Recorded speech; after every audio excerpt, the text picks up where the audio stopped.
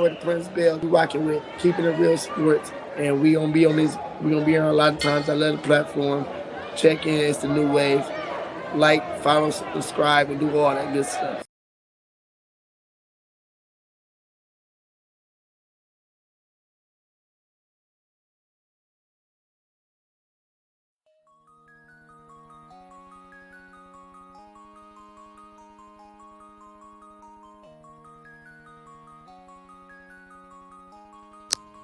Hey, Taylor Rapp here from the LA Rams. Shout out to Steve Taylor, the real sports guy, and the honorary Ram. When Steve talks sports, you better listen. Thanks, Steve from the Rams, for your continued support and love. We are taking it all the way this year, but you already know that. Go Rams.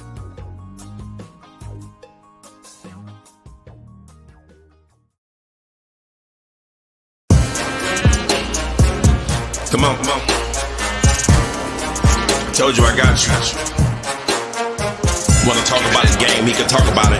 Tennis, match, golf, he can talk about it. Don't matter what it is, he can talk about it. Any sport dude, he know about it. Save your boy bum, don't doubt it. If he tell you that it is what it is. The real sports guy in the Sandman. Talk show game in the bag, man. Rep, gon' have to throw the flag, man. Steve Taylor, Andy Sands. It's over, OVA. Game over, they don't play. From the fourth quarter to the ninth inning. NASCAR wheels keep spinning. To the 18th hole, he's still in control. Eye on the goal. Coach never missing the play, cause he know the deal. This keeping it real. Sports. Come on. Keeping it real. Yeah. Let's go. Saturday morning, man, another Keep It Real Sports podcast. How's everybody doing? I'm the real sports guy, Steve Taylor. He is the Sandman, Andy Sands out of Sandman. We've got a huge show, man. We can tell us what we got going on today. Hey, man, I cannot wait, and we're moments away from bringing in the radio voice of the Cavs and my good friend Tim Alcorn. I'm so excited to have Tim, Steve. We're going to have to watch the clock because this could get long. Oh, my gosh.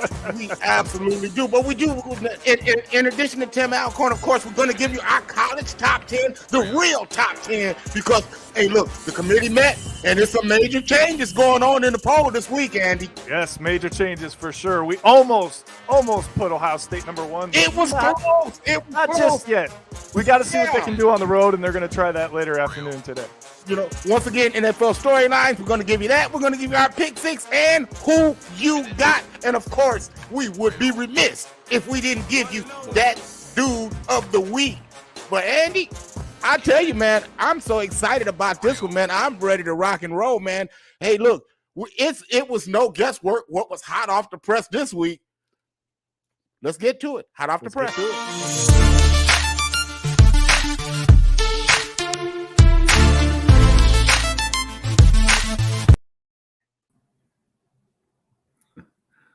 There he is.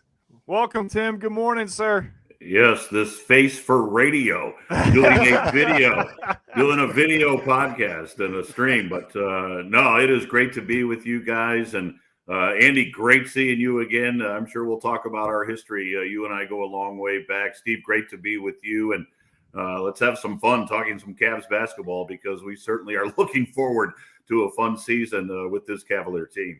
You know, Tim or Steve always gets on me about being a homer sometimes, right? Okay. Well, guess what? I'm allowed to be a homer this week. All right. My friend is the radio announcer of one of my favorite sports teams. It doesn't get any better than this. But you know what, Tim? You talked about reminiscing, right? We have to start the show with something that's going to make you laugh. I'm pretty sure. And it's this one right here, okay? You and I did a playoff game together right down the street from my house at Byers Field, and man, was it cold that night. Yeah, there have been many cold nights at Byers Field. Of course, it hosts high school football playoffs every year annually, and so when you get into those late November type ball games and all the concrete at Byers Field that holds all that coldness in, there have been many chilly nights. Boy, Andy, in that picture, it doesn't look like you're even dressed warm enough. I probably wasn't. You didn't have too many.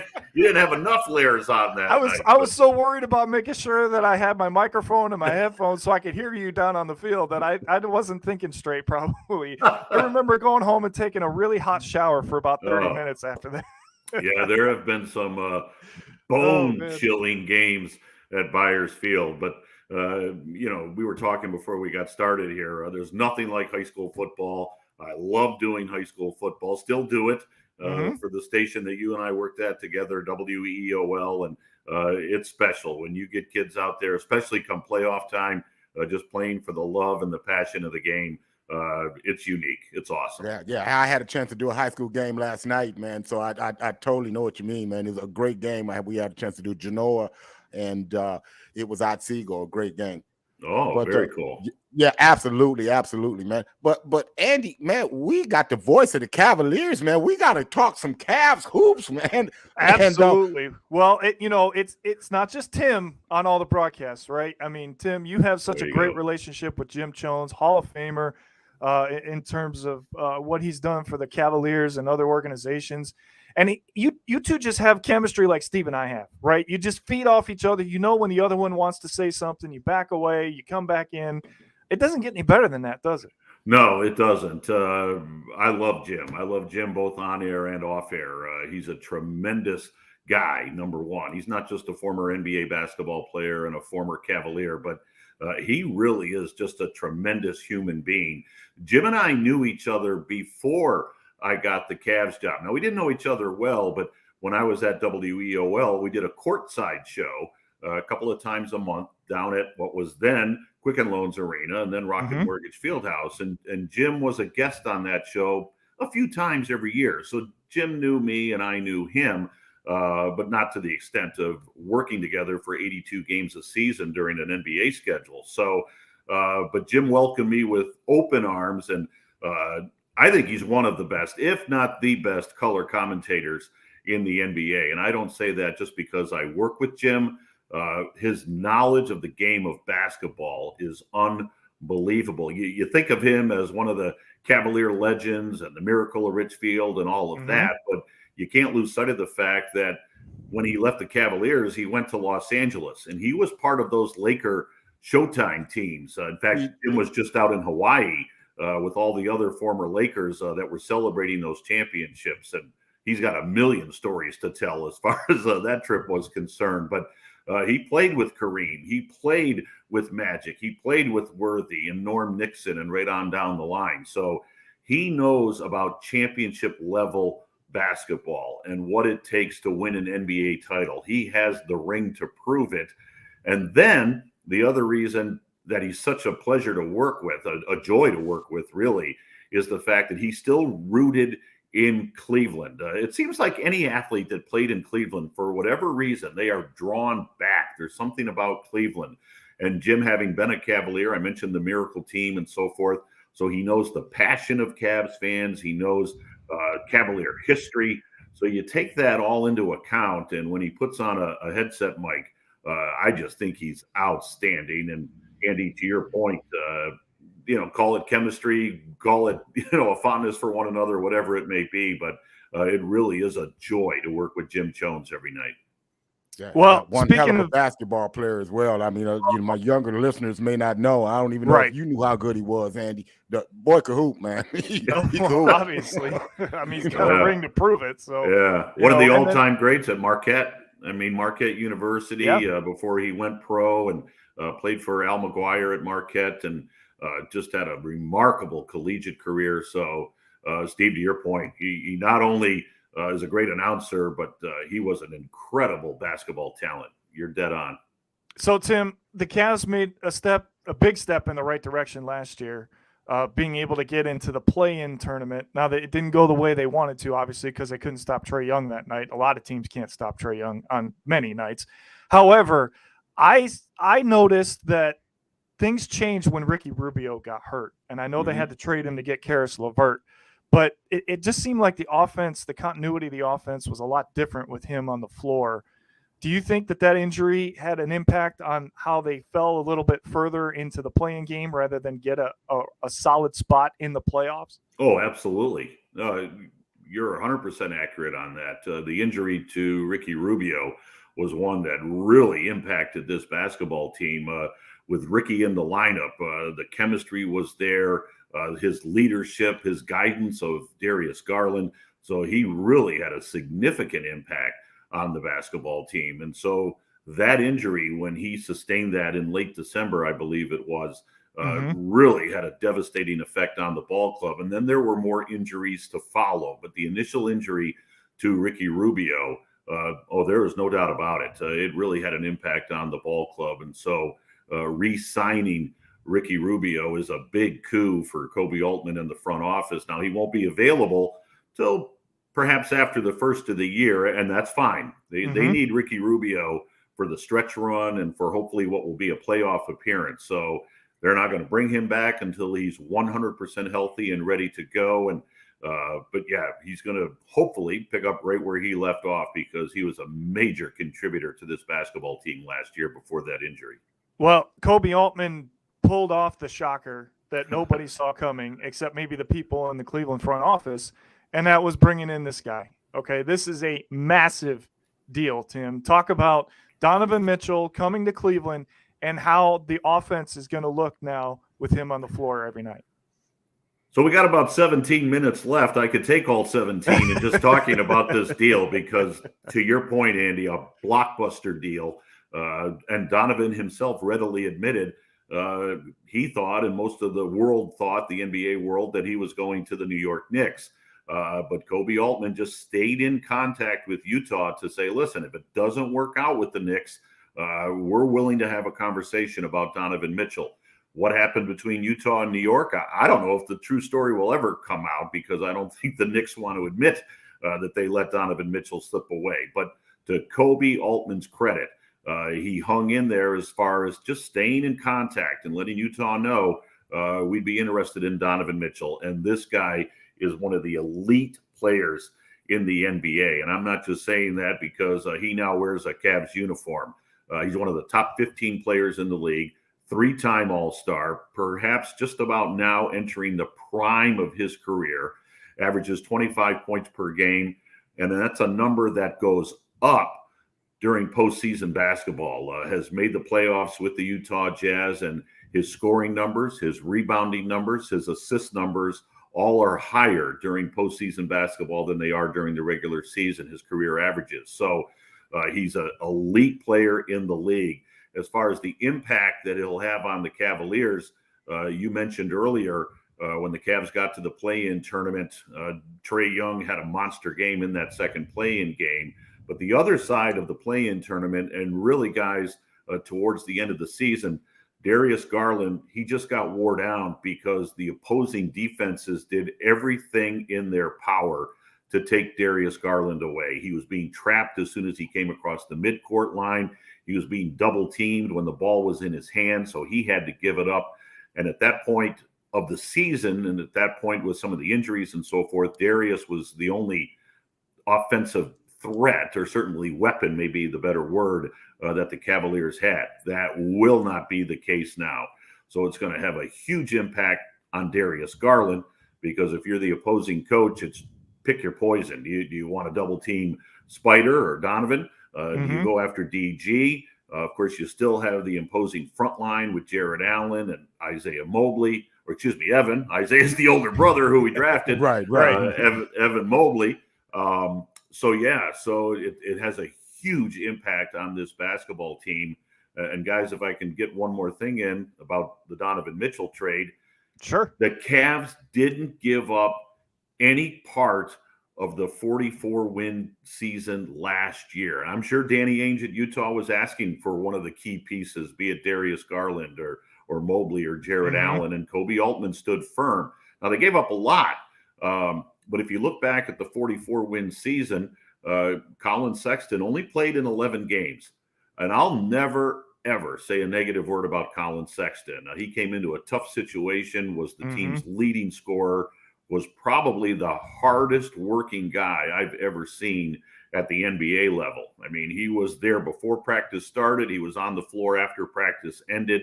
But he only played in 11 games last year, so he really wasn't a key component to that 44-win season. Lauri Markkanen, again, you got to give up something to get something. Sure. Lauri has a real high ceiling, but he had some ups and downs, which is expected when you join a new team. So Lauri, while he was a big part of the tall ball that JB Bickerstaff was playing, I wouldn't say he was a real key aspect as far as the Cavs' success last year. And then, of course, Ochai Agbaji. I mean, obviously, he wasn't part of last year's team because he was this year's first-round draft choice. I think he'll have a terrific NBA career. I mean, guy comes out of Kansas, 4 years of college experience, MVP of the NCAA tournament. But you can't say, well, he was a big part of last year's success. He wasn't even on the team. He was a Kansas Jayhawk. Right. So you gave up those three players, quality players. I'm not arguing that, but you didn't break up the core to get one of the elite players in the NBA. One more thing I want to hit on before we let exactly. you go is Kevin Love going to the bench last year. In my opinion, should have won Sixth Man of the Year. Call me a homer or not, he should have won Sixth Man of the Year because his impact off the bench was bigger than anybody else. But does he stay in that role, or are we looking at the starting five in this picture right here? No, as far as that's not the starting five. Okay. I think Kevin Love flourished in that role. And it's interesting. I was talking to a group yesterday as part of our Cavalier radio network, and they were asking about Kevin Love. And I said, listen, Kevin Love is the definition of leadership last year on this basketball team, because if you go back to a year ago, right about now, there were so many questions about Kevin Love. He had come off a real tough season when the Cavs had won 22 games. He hadn't been able to stay healthy. And then he had the Olympic tryout or workout situation that didn't go well at all. Kevin went home early. So now he comes into training camp, and there are all sorts of questions surrounding Kevin. And then JB Bickerstaff sits down with a 5-time All-Star, NBA champion. I think he's going to be in the Hall of Fame, and says, we want you coming off the bench. And Kevin really could have kind of put a wall up and rejected that. He did the exact opposite. He bought into the role. He flourished in that role. I agree with you, Andy. He was certainly a contender. He finished second for Sixth Man of the Year, and there's a lot of people like you that think he should have won it. So he won't be starting. I think they have found that sweet spot, if you want to call it that, for Kevin. 20, 22, 24 minutes off the bench every game, veteran leadership off the bench, firepower off the bench. So I think Kevin Love has found his role, and he has just excelled in it. He has been, or at least last year, and I think that'll be the same role for him this year. And boy, if he gives us this season what he did last year, he will once again be in the running for that Sixth Man of the Year award. Totally agree. So real quick before we let you get out of here, your vision on what this here edition of the Cleveland Cavaliers are going to look like. Is it going to look similar to last year where they played a lot of big ball, or are we going to see more getting up and down and getting after it? Great question, Steve. And I asked JB Bickerstaff that question a few days ago at a Cavs practice. I said, have we seen the end of tall ball? And he said, Tim, it really wasn't tall ball insofar as I wanted to just play big guys. I wanted to play our best basketball players, and our best front line guys just happened to be all 7 feet. So he goes, tall ball, it was effective, and it impacted the NBA, but it was effective because those were the 5 best players that I had to start the game. Now, I still think if Dean Wade ends up being the starter, and don't count Dean out, he's not 7 foot like right. Lauri Markkanen was, but he's 6'10", and he's a solid guy. So, but that being said, Steve, I also think you're going to see a little bit of a different brand of basketball. Now, JB always, without question, will think defense first. In fact, last year the Cavs were 5th in the league in defense after finishing near the bottom the year before. But where the Cavs were last year offensively, they were about 25th. They need to score more points, hence the acquisition of Donovan Mitchell. So I think you're going to see a faster paced Cavalier game this year. I think you're going to see them want to get up and down the floor and create more scoring opportunities. Well, yeah, man, I tell you, I can't wait to see what they pull out this year. We saw great strides this year. I'm expecting to see even more strides this year. The expectation level is higher, so that's going to come into play. We definitely got to keep an eye out on that on such a young team.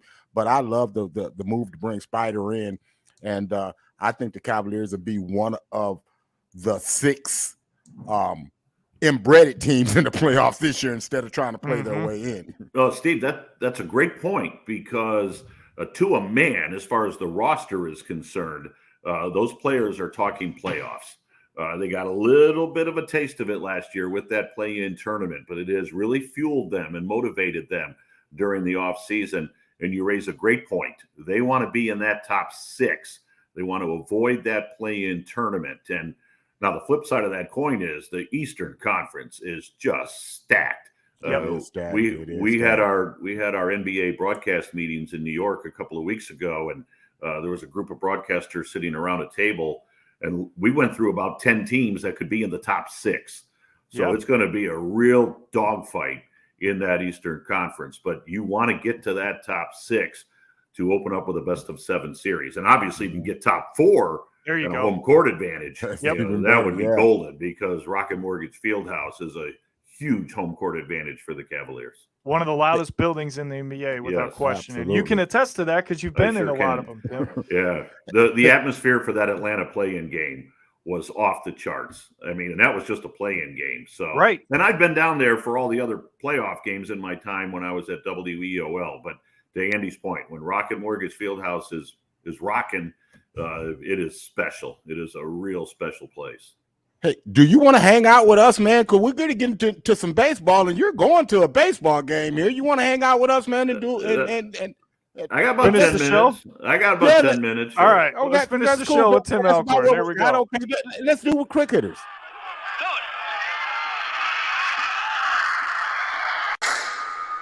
Quick hitters. All right, gentlemen, history was made earlier this week when Aaron Judge broke the American League home run record with number 60. This was just something that you had to keep your eye on over the last month. He finally did it. I'm glad for him. I'm glad for the Yankees. It's the right guy to hold the record, and I really appreciate what Roger Maris Jr. said about him breaking it, and that he actually holds the real record without controversy. That was an interesting comment. But you guys are both historians of the game.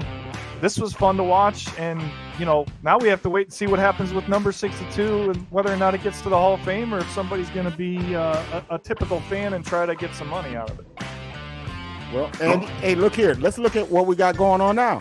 Hey, Major League Baseball playoff picture is in play right now. Your Guardians, I said your Guardians, the Guardians of the Galaxy, whatever you want to call them. They were fantastic last night. Justin Bieber, he goes 7 1/3. Shane Bieber, don't do that. Man, you know I have fun with that. I love Justin, man. I love Justin. He's a man. He put on a pitching display last night. Looking on the National League side, couldn't have happened to a better fan base. The Cardinals, 6 dropped on you in the 9th. Oh, it don't matter. You got to play the Braves. But, Tim, Steve is a diehard Reds fan, so that's where that comes from. Okay, but you are going to the game here in a little bit because it's at noon, actually. What do you expect from Game 2? Can they close it out? Can they get the sweep and not have the pressure of Game 3 tomorrow? I think they can. I mean, Tristan McKenzie has shown that he can step up. So I think for a young team, the Cavs and the Guards have a lot of similarities. But for a young baseball team to get that first game under their belt, and as you say, Andy, the pressure's off a little bit here today because it's not a must-win. So I like their chances. But, boy, there's a great pitcher on the other side as well. So it should be a fun game. Yeah. Well, let's see if they can get it done. All right, Steve. Hey, Andy. NFL storyline. Let's do it.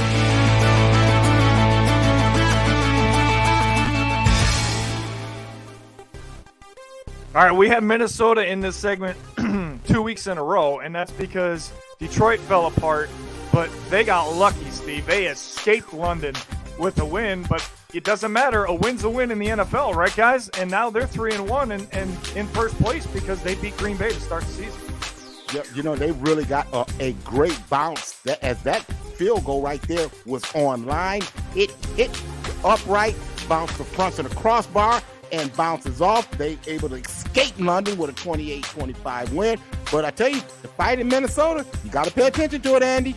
Yeah, a little bit. Remember, I have them making the playoffs this year. All right, another game we're going to look at, those excuse me, those Steelers.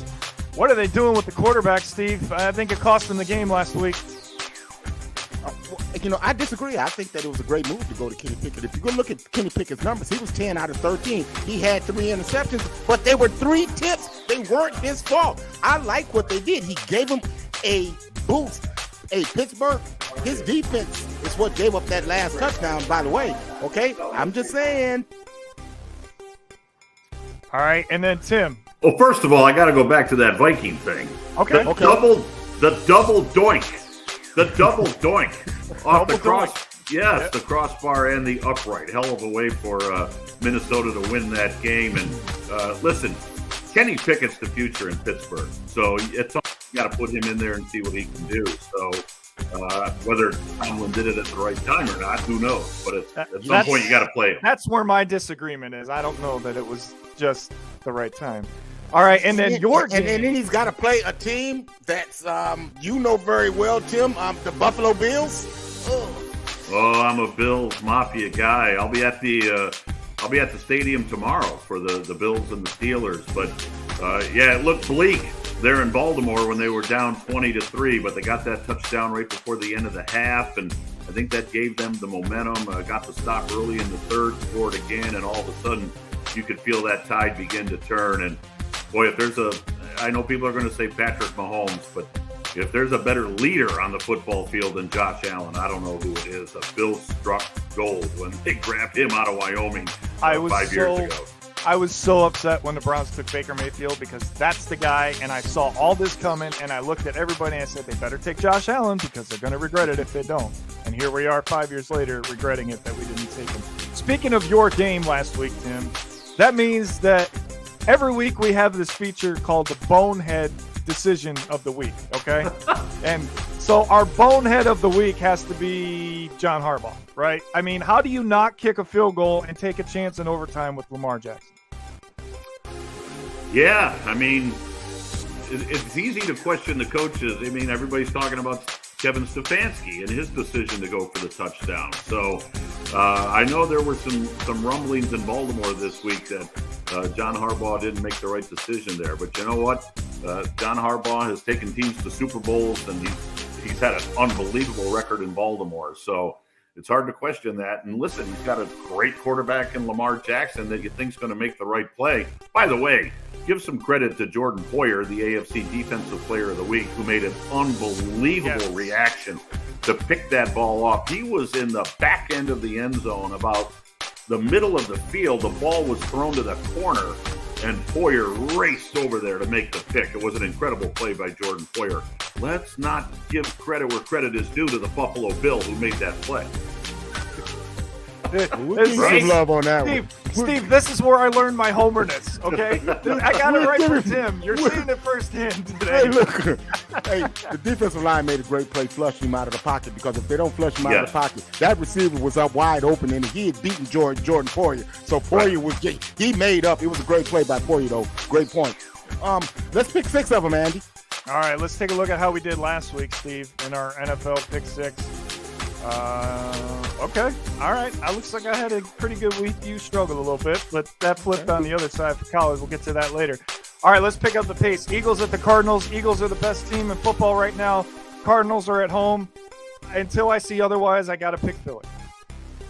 Yeah, okay. Look, let me tell you something. Anybody that joins the Manning podcast on Monday Night Football, the next week they lose. Guess who was on the Monday Night Manning cast? Well, Jalen Hurts. There you go. I'm taking the Arizona Cardinals. Tim, you want to make a pick on this one? I'll go with Philadelphia. They're loaded. But, Andy, they're not the best team in the NFL. I said they were undefeated. I didn't say they were the best team in the NFL. Okay. All right. All right. All right, or maybe I did, and that came out by accident because you're right, they're not. Your Buffalo Bills are. But our Miami and the Jets, we don't know what's going on with quarterback in Miami. Jets are coming off a big win over Pittsburgh. The Jets are at home. Zach Wilson is back. I don't know, Steve. Miami's defense is really good, though. I think I got to stick with Miami until the Jets show me that they can win 2 games in a row. Okay, they've just done 2 games in a row, Andy. This one here is going to make it 3. All right, I forgot they beat the Browns at the last second. Like the Jets. Give me the Jets. All right, Tim, what do you think on this one? I'll go with the Jets. I think Miami, man, there's all sorts of drama down there right now, and we know why. So I think it's a team that may be in disarray. I'll go with the Jets. All right, Bengals and Baltimore. I hate picking in this division, but at least it saved us from having to pick our games this week, Steve. Just because I hate the Ravens, give me the Bengals. I'm going to go with the Ravens because they're at home. I love Lamar. The defense for the Bengals have been on the struggle bus this year. It doesn't get any easier this week. I'll go with the Bengals. Yeah, I go with the Bengals. I think Baltimore kind of down after that loss. Second time this year, they've given up a huge lead. I think Burrow is due to bust out. I'll go with Cincinnati. All right, Steve, let's fly through that poll. Let's get into it. Yep. We're going to have to make this really quick. Let's go with it. You've heard the rest. Now here's the best. It's the Keeping It Real Sports College Football Poll.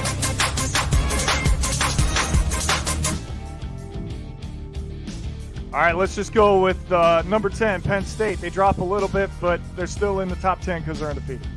Yeah, well, you know what? You didn't like the win that they got, but they won. They're 5-0, man. They've got a big game coming up next week against Michigan. We'll be paying attention to that, but we've got them at number 10. Number 9, we've got Utah back in the top 10 for the first time since week 1. Well, did you see the beatdown that they put on Oregon State last week, 42-16? They've got a big one today against UCLA at UCLA, but right now we've got the Utes and Cam Rising at number 9. A real test for the Volunteers as they go into LSU, a tough place to win. Can they stay undefeated after today? Tennessee takes its high-power offense on the road, go to LSU. It's going to be a dog fight down there, but I tell you what, Tennessee on the road. Let's watch this game here today. We got them at number 8. That's going to be a who you got pick here in a moment, too. All right, number 7, USC. They're not winning pretty, Steve, but they keep winning, so we got to keep them in the top 10 for right now. And the operative word in that sense is they're winning. That's what they're doing. Lincoln Riley has come in, and in 15 minutes, he's changed that offense. The defense is going to have to come around, but I tell you what, I like what they're doing. We got them at number 7. Number 6, Oklahoma State. Very impressive win against Baylor last week. I think this team is scary, and you got to pay attention to them because they're only going to get better. Absolutely, man. I love the quarterback. I told you that, man. He's not afraid of the bright lights. This team is built to win on the front line, and we've seen that on both sides of the ball, the offense and the defensive line. Oklahoma State Cowboys, very, very stern at number 6. All right, Michigan escapes in Iowa. If Iowa had an offense, Steve, Michigan would have a loss. I'll just put it that way. They got another test today against Indiana. Yeah, but they don't, and they don't. Man, Michigan, you can say what you want to about Michigan. They just keep winning, man. Man, that offense that they roll out is very, very, very, very, very tough to stop, man. You're going to have to buckle up, man. Knock off the Michigan Wolverines. We got them at number 5. Yeah, keep an eye on Blake Corum for a Heisman candidate as well. Number 4, Clemson. They're starting to look like Clemson once again, Steve.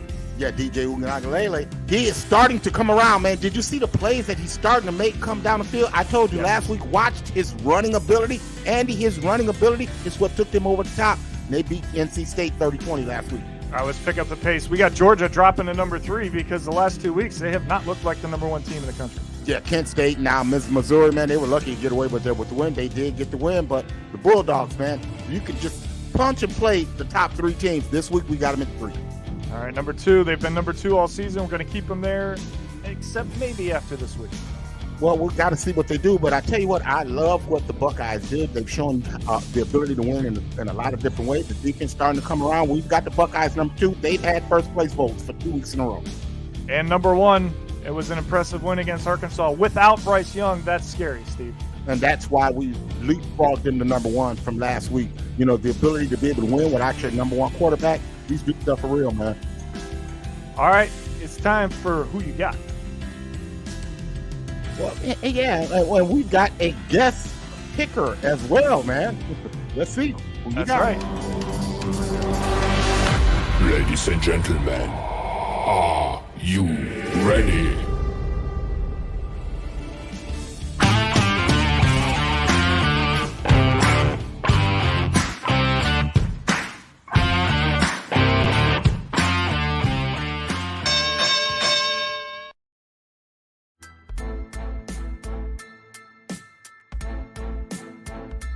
All right, last week, Steve Taylor was undefeated. I had a good week as well. Let's see if we can keep the streak going this week. First game up, TCU at Kansas. This is a tough one to pick. Kansas is undefeated. Game day's there today. TCU is the favorite because they put a whooping on Oklahoma. But I like Jalen Daniels. Steve, give me Kansas to cover that game. Not so fast, my friend. Max Duggan is accounted for 5 touchdowns against Oklahoma. Did you see that? He is 11 TDs, no interceptions. I love his QBR, 90.7. I'm going to give up the 5.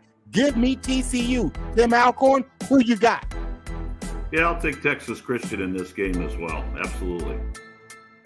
All right, another tough test for Tennessee. They are favored on the road, but LSU has found something, Steve. I still have concerns about Tennessee's defense and the amount of points they've given up. I'm going to take the upset. LSU will win this game at home today.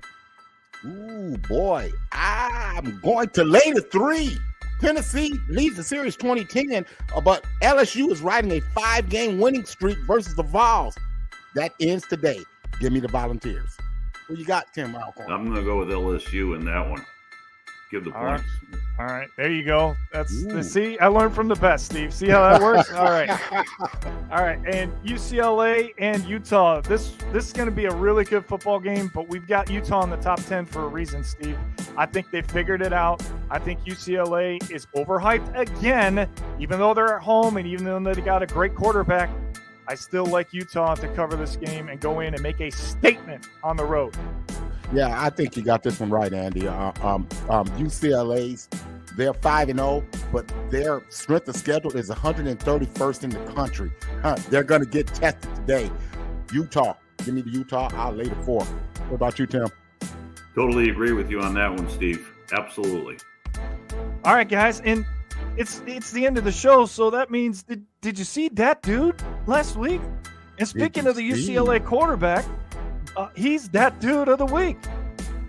Yeah, man, did you see that, man? I mean, he hurdles a guy and scores a touchdown, but the move he did after that was even sicker, where he jukes 2 guys and make them fall down and score a touchdown, man. DTR, Dorian Thompson-Robinson, he's that dude. Give him the sticker, Andy. All right, there you go. And Tim, you know, that's a Josh Allen-like move right there. Yeah, yes, it is, my friend. Hey, listen, we weren't expecting you to stay. We're really glad you did. Thank you again for joining us today. And, go Cavs. It's going to be a fun season. I know you can't wait. I have one more question for you before we let you go. Do you actually get to go on the road this year, or are they still doing games from the studio? No, I'll be on the road.